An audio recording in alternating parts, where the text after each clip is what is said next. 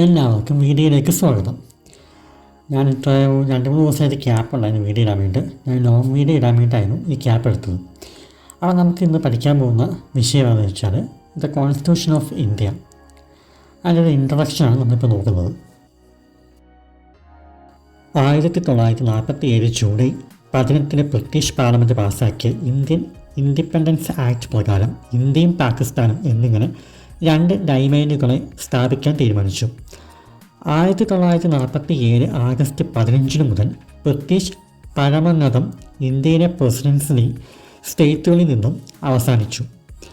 അതോടൊപ്പം British Commonwealth വിടാൻ ഉള്ള അവകാശം ഉൾപ്പെടെ പൂർണ്ണ അധികാരങ്ങൾ ഈ 2 ഡൈമൈനുകളുടെ കോൺസ്റ്റിറ്റ്യൂട്ട് അസംബ്ലിക്ക് കൈമാറി. ഇതിൻ്റെ അടിസ്ഥാനത്തിൽ നിലവിലുള്ള സെൻട്രൽ ലെജിസ്ലേറ്റീവ് അസംബ്ലിയെ ഒഴിവാക്കി പുതിയ ഡൈമൈനുകളുടെ നിയമനിർമ്മാണ ഭരണഘടനാ സംഘടനയായി കോൺസ്റ്റിറ്റ്യൂട്ട് അസംബ്ലിയെ മാറ്റി. ഇതിലൂടെ ഇന്ത്യയുടെ കോൺസ്റ്റിറ്റ്യൂട്ട് അസംബ്ലിക്ക് ഭരണഘടന രൂപപ്പെടുത്തുന്നതിനോടൊപ്പം തന്നെ നിയമം നിർമ്മിക്കാൻ പൂർണ്ണ അധികാരമുള്ള രാജ്യസഭയായി പ്രവർത്തിക്കാൻ കഴിയുന്ന വിധം അധികാരം ലഭിച്ചു. 1946 ഡിസംബർ 9 ഇന്ത്യയുടെ കോൺസ്റ്റിറ്റ്യൂട്ട് അസംബ്ലിയുടെ ആദ്യ യോഗം ചേർന്നത്. 1947 ആഗസ്റ്റ് 14-15 മധ്യരാത്രിയിൽ ഇന്ത്യയുടെ സ്വാതന്ത്ര്യം പ്രഖ്യാപിച്ചതിനു ശേഷം നടന്ന കോൺസ്റ്റിറ്റ്യൂട്ട് അസംബ്ലിയുടെ പ്രത്യേക സമ്മേളനത്തിൽ ഡോക്ടർ രാജേന്ദ്ര പ്രസാദ് ആ ചരിത്ര സമയം ഓർത്ത് സംസാരിച്ചു. പകുതിയിലായി ജവഹർലാൽ നെഹ്റു അവതരിപ്പിച്ച പ്രമേയത്തിൽ മധ്യരാത്രിയുടെ അവസാന ഘട്ടത്തിൽ ഭരണഘടനാ സഭ ഇന്ത്യയ്ക്കും ജനങ്ങൾക്കുമുള്ള സേവനത്തിന് പ്രതിജ്ഞ എടുക്കണമെന്ന് തീരുമാനിച്ചു. മധ്യരാത്രിയായപ്പോൾ പ്രസിഡന്റും അംഗങ്ങളും ഒരുമിച്ച് ആ പ്രതിജ്ഞ എടുത്തു. ആദ്യ സമ്മേളനം രാത്രി അവസാനിച്ച് പിറ്റേന്ന് രാവിലെ 10 മണിക്ക് വീണ്ടും അസംബ്ലി യോഗം ചേർന്നു.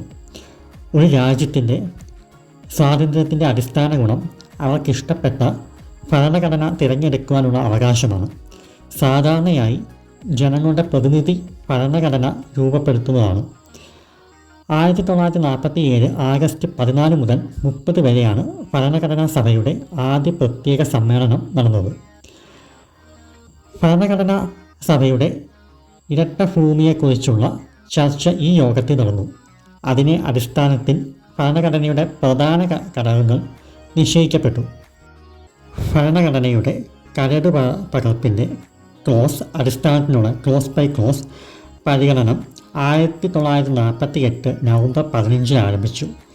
ഈ പരിഗണനയ്ക്ക് 114 ദിവസങ്ങൾ എടുത്തു. 1947 ഓഗസ്റ്റ് 29 തിരഞ്ഞെടുക്കപ്പെട്ട ഡ്രാഫ്റ്റിംഗ് കമ്മിറ്റിക്ക് ഈ കരട് പത്രം തയ്യാറാക്കാൻ 141 ദിവസങ്ങൾ വേണ്ടി വന്നു. അസംബ്ലിയുടെ അംഗങ്ങൾ മാത്രമല്ല മറ്റംഗങ്ങളും കരടിൻ്റെ ഓരോ ഭാഗവും വളരെ ജാഗ്രതയും സൂക്ഷ്മതയോടെയും പരിശോധിച്ചു. ഓരോ ലേഖനവും പലപ്പോഴും ഓരോ വാക്യവും പദവും പോലും സമ്മേളനത്തിലൂടെ പരിശോധിക്കപ്പെട്ടു. ഡ്രാഫ്റ്റിംഗ് കമ്മിറ്റിക്ക് ആദ്യമായി തയ്യാറാക്കിയ കരടിൻ്റെ 315 ലേഖനങ്ങളും 8 ഷെഡ്യൂളുകളും ഉണ്ടായിരുന്നു. ക്ലോസ് ബൈ ക്ലോസ് പരിഗണനയുടെ അവസാനം ഇത് 386 ലേഖനങ്ങളായി എത്തി. ഒടുവിൽ 1950 ഇത് 395 ലേഖനങ്ങളോടും 8 ഷെഡ്യൂളുകളോടും കൂടി അന്തിമ രൂപം കൊണ്ടു.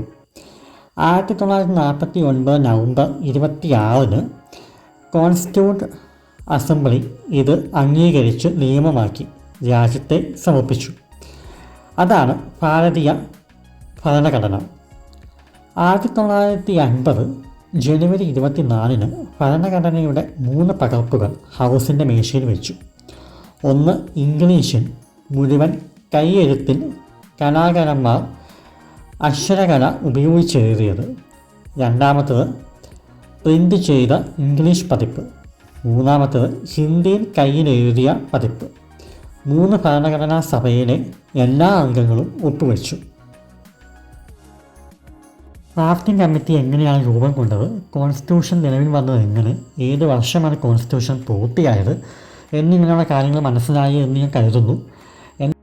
വീഡിയോയിൽ എന്തെങ്കിലും ആഡ് ചെയ്യാനുണ്ടെങ്കിൽ എന്തെങ്കിലും മിസ്റ്റേക്ക് ഉണ്ടെങ്കിൽ കമൻറ്റ് ബോക്സിൽ ഒന്ന് അറിയിച്ചേക്കണേ.